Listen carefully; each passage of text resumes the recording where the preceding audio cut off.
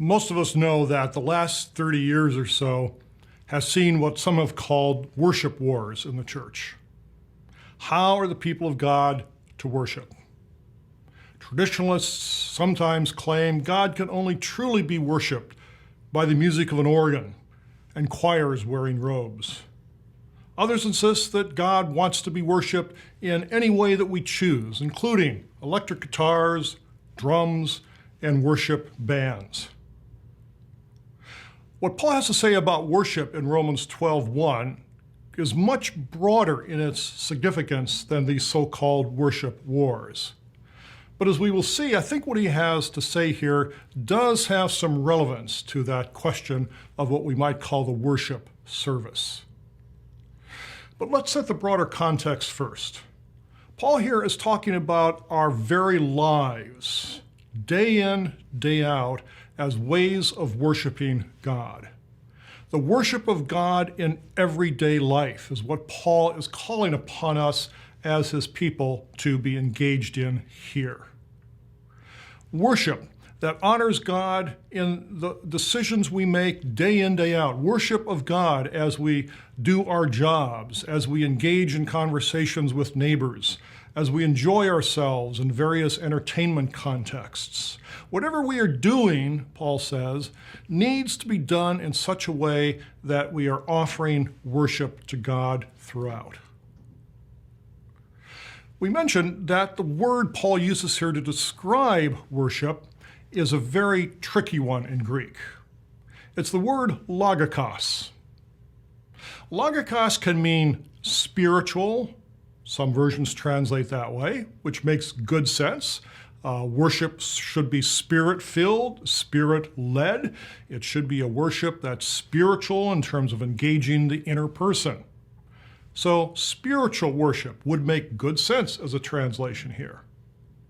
Other translations do rational worship, worship that is thoughtful, worship that is informed, worship that involves the mind. Certainly true also. To me, however, the closest we can get to translating this word is something like the paraphrase that I have given on the slide here. Your proper worship as rational beings. There is an ancient Greek writer who uses the same kind of language Paul uses here to differentiate human beings from animals.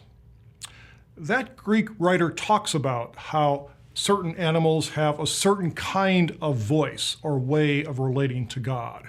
So birds, for instance, cows, chickens, all have their distinctive place, as it were, in the kingdom God has created.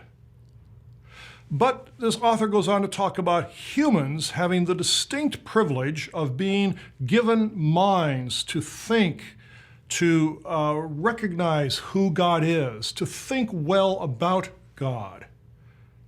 And that's the word that I think captures the sense Paul is getting at here.